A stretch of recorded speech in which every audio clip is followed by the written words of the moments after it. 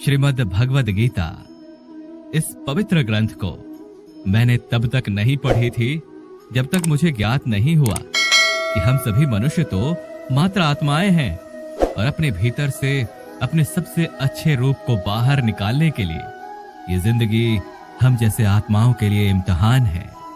और इस इम्तिहान को पास करने की सबसे महत्वपूर्ण किताब अगर कोई है तो वो है भगवद गीता। और इस ग्रंथ में 18 अध्याय हैं और ये संस्कृत में परमात्मा द्वारा दी गई थी।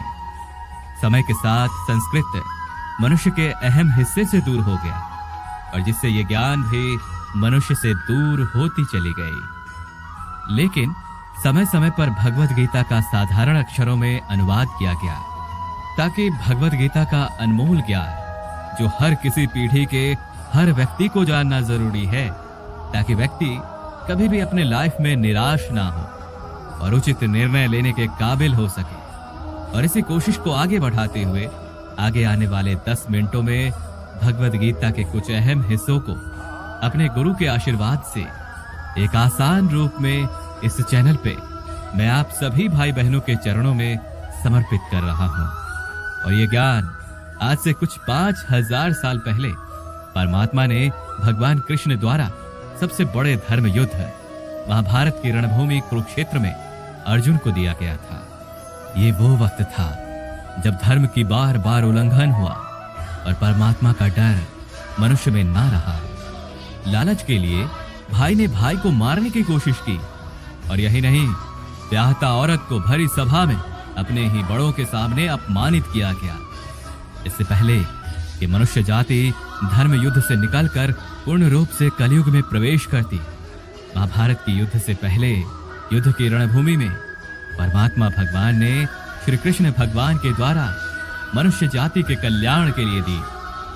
ठीक वैसे ही जैसे कभी तुरा मोजेस को, गॉस्पेल जीसस को और कुरान प्रॉफिट मोहम्मद को दी।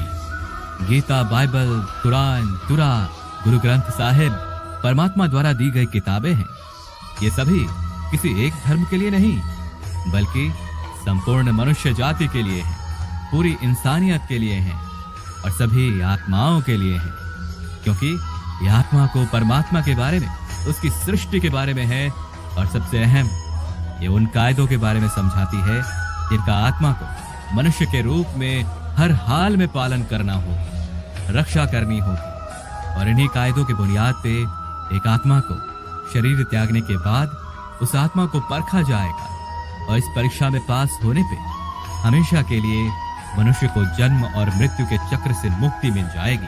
परमात्मा भगवद गीता में कहते हैं कि मैं ही सबकी शुरुआत हूँ, मैं शुरुआत से भी पहले ही था और सभी खत्म हो जाने के बाद भी मैं ही रहूंगा। सब मुझ में है और मैं सब में हूँ। जो भी तुम छू सकते हो, देख सकते हो, चख सकते हो या सुन सकते हो, वो सभी में मैं ही हूँ। नदियाँ, पहाड़, सूरज, ग्रहण, चांद, सितारे सभी को मैंने ही बनाया है। मैं ही भगवान, शैतान, राक्षस और इंसान सब मैंने ही बनाया हूँ। मैं सर्वव्यापी हूँ, सब में रहता हूँ, सब में मैं हूँ, मैं ही हूँ। मैं ही ब्रह्मा बन के सब बनाता हूँ और रुद्रा बन के सब नष्ट कर देता हूँ। मैं ये सृष्टि बनाता और तोड़ता रहूंगा ताकि आत्माओं को मौके मिल सके इस जन्म और मोक्ष पाने को, हमेशा के लिए परमात्मा के साथ रहने को। भगवद गीता कहती है कि इस सबसे बड़ी परीक्षा के लिए परमात्मा ने प्रकृति का निर्माण 5 तत्व हवा, जल, अग्नि, पृथ्वी और ईथर से किया, जिन्हें हम छू के, सूंघ के, चख के देख सकते हैं। और खुद परमात्मा इन 5 इंद्रियों की समझ से बाहर है। उन्हें आत्मा इन इंद्रियों से नहीं जान सकती। आत्मा इन 5 इंद्रियों के साथ ठीक वैसे ही है जैसे एक लोहे का रोबोट जिसे अपने बनाने वाले का कोई पता नहीं। अर्जुन को भी भगवान कृष्ण का विराट रूप देखने के लिए भगवान ने उसे दिव्य नेत्र दिए। भगवद गीता कहती है कि आत्मा अजन्मी है, इसे कोई मार नहीं सकता, कोई काट नहीं सकता, डुबो नहीं सकता, जला नहीं सकता। लेकिन आत्मा को परमात्मा के साथ हमेशा रहने के लिए इस परीक्षा रूपी जीवन में बैठना ही पड़ेगा। और इस परीक्षा के लिए आत्मा को परमात्मा से बिछुड़ के पृथ्वी पे किसी न किसी रूप में जन्म लेना ही पड़ता है। और 88 करोड़ योनियों को जीने और भोगने के बाद एक आत्मा को मनुष्य का दिमाग और शरीर मिलता है। इस परीक्षा के दौरान अलग अलग प्रकार के अच्छी और बुरी भावनाओं के चक्रव्यूह में अपने ही भाई बहन या मित्रों के साथ रहा जाता है, जिसमें हर आत्मा को अपने अंदर राजसिक और तामसिक अवगुणों से निकलकर सात्विक जीवन में आने के अवसर मिलते हैं। आखिर ये तामसिक गुण हैं क्या? ये वो गुण हैं जो अपने अंदर हीन भावना पैदा करके हमें खुद को उदास कर देते हैं और अंततः नुकसान पहुंचाते हैं। और राजसिक गुण वे हैं जो हमें ईर्ष्यालु और लोभी बना के दूसरों के प्रति हमें नुकसान पहुंचाते हैं। हर आत्मा को राजसिक और तामसिक गुणों का अंत करके अपने सात्विक गुणों से अवगत होना ही पड़ेगा। और सात्विक गुण वे हैं जो आत्मा को अपने आसपास की हर चीज से जोड़ती है और परस्पर प्यार और प्रेम भावना रखने को सिखाती हैं। परीक्षा के समय हर आत्मा को जीवन के चारों स्तंभ धर्म, अर्थ, काम और मोक्ष का ज्ञान पाके ही मुक्ति मिल सकती है। यही वो स्तंभ है जिन्हें समझ के ही आत्मा अपने परमात्मा को समझ सकती है। पहला द्वार धर्म का है और इसका प्रतीक शेर है। धर्म वही है जो गीता में लिखा है, वेदों में लिखा है, गुरु ग्रंथ साहिब, कुरान या बाइबल में लिखा है। धर्म वही है जो धारण किया गया है, जिसे आपका दिल मानता है, जैसे झूठ नहीं बोलना, चोरी नहीं करना, भगवान का निरादर नहीं करना, दूसरों को नुकसान नहीं देना। ये सभी ही धर्म है और आत्मा को अपने जीवन के काल में इस धर्म का पालन करना ही होगा और साथ ही उसकी रक्षा भी करनी होगी। दूसरा द्वार अर्थ का है और घोड़ा इसका प्रतीक है, जिसके तहत आत्मा को अपने हर जीवन काल में अपने पृथ्वी पर रहने का अर्थ या मूल कारण समझेगी। इस जिंदगी में भोगने वाली चीजें और रिश्तों का आनंद लेंगी। अच्छा भाई या अच्छा बहन, अच्छा बेटा या अच्छी बेटी, अच्छा पति या अच्छी पत्नी बनके हर बुनियादी रिश्तों पे खड़ी उतरेंगी और अंततः इस परीक्षा को पास करेंगी।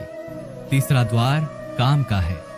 भगवत गीता समझाती है कि प्रत्येक मनुष्य के अंदर काम, क्रोध, लोभ, अहंकार, मोह और ईर्ष्या जैसी 6 भावनाएं हमें अपने और दूसरों के प्रति नुकसान पहुंचा सकती हैं। इसलिए हर मनुष्य को इन भावनाओं को अपने नियंत्रण में रखना होगा, क्योंकि इनके बहाव में किया हुआ कोई भी काम हमारे जीवन भर की परेशानी का कारण बन सकता है। और एक आत्मा संतोष और सादगी से एक आत्मा इन भावनाओं पे हमेशा के लिए विजय पा सकती है। चौथा स्तंभ मोक्ष का है, जिसका प्रतीक हाथी है। इस परीक्षा रूपी जीवन में हर मनुष्य कुछ इच्छाएं रखता है। कुछ इच्छाएं एक ही जन्म में पूरी हो जाती हैं, तो कुछ इच्छाएं अधूरी रह जाती हैं और उनका पूरा होने के लिए ही आत्मा को वापस पृथ्वी पे आना पड़ता है।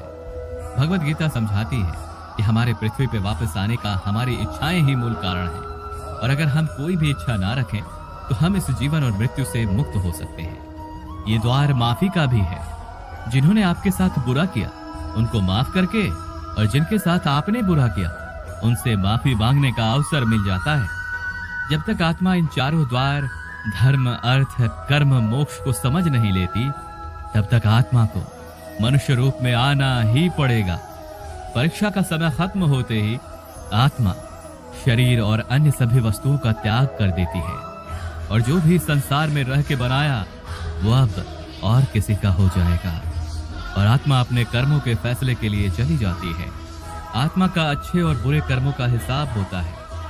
अपने अच्छे कर्मों के लिए स्वर्ग और बुरे कर्मों के लिए नरक में चली जाती है, जहां नरक में अपने पापों के अनुसार सजाएं मिलती हैं और सजा खत्म हो जाने के बाद आत्मा को फिर से एक नया शरीर, नया दिमाग मिलता है, फिर उसी परीक्षा में पुनः बैठने के लिए। और हर परीक्षा में वही सब फिर से दोहराया जाएगा। जिंदगी के 4 स्तंभ धर्म, कर्म, अर्थ और मोक्ष को समझने के लिए हर जन्म में अपने कई जन्मों के कर्मों के हिसाब से हर आत्मा को कभी अच्छे तो कभी बुरे हालातों से गुजरना पड़ता है। लेकिन जब तक आत्मा परमात्मा के साथ योग को समझ नहीं लेती वो मुक्ति नहीं पा सकती। वही भगवत गीता बताती है कि मनुष्य अपने दिमाग, शरीर या दिल के माध्यम से भगवान को पा सकता है।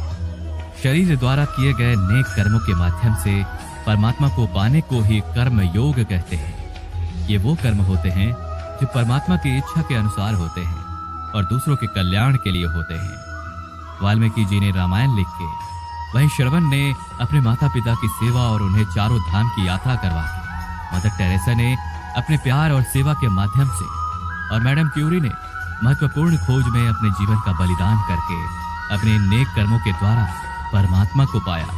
भगवत गीता समझाती है कि एक आत्मा दिमाग से भी परमात्मा के साथ योग लगा सकती है, जिसे राजा योग कहते हैं, क्योंकि इस तरह से दिमाग और मस्तिष्क सभी इंद्रियों का राजा हो जाता है। एक मनुष्य खुद की आस्था, श्वास प्रणाली, अभ्यास, आसन, तपस्या और साधना से इस योग के रास्ते अपने परमात्मा को पा लेता है। इस योग को समझने के लिए हमें अपनी ऊर्जा यानी कि कुंडलिनी और चक्रा को समझना होगा। आत्मा मस्तिष्क से ध्यान लगा के या कहे मेडिटेशन करके परमात्मा के साथ योग लगा सकती है। स्वामी परमहंस, विवेकानंद और शंकराचार्य, उनके जैसे कई योगी इस योग के रास्ते परमात्मा के साथ संधि लगा पाए। परमात्मा भगवत गीता में कहते हैं कि अगर किसी को भगवत गीता ना भी समझ आता हो, योग ना भी समझ आता हो, परंतु अगर वो मेरी शरण में आ जाए तो मैं उसके सारे पाप माफ कर देता हूँ। परमात्मा को इस तरह से दिल की गहराइयों से पुकार के पाने को ही भक्ति योग कहते हैं। मीराबाई, चैतन्य महाप्रभु और भगवान हनुमान इस योग के सबसे बड़े उदाहरण हैं। लेकिन आत्मा कभी अपने होने के मूल कारण को भूल के नियमों का उल्लंघन करे या पाप के रास्ते पे निकल पड़े तो उसे ठीक करने के लिए परमात्मा खुद किसी रूप में पृथ्वी पर जन्म लेते हैं। तो आइए भगवत गीता, बाइबल, तुरा, कुरान, गुरु ग्रंथ साहिब, ऐसे किसी भी पवित्र ग्रंथ को पूरा पढ़ के इस जिंदगी के असली मायने समझें और परमात्मा के साथ योग लगाएं। और आपको अगर ये पसंद आए और समझ आए तो अवश्य ही इसे औरों को भी बांटें।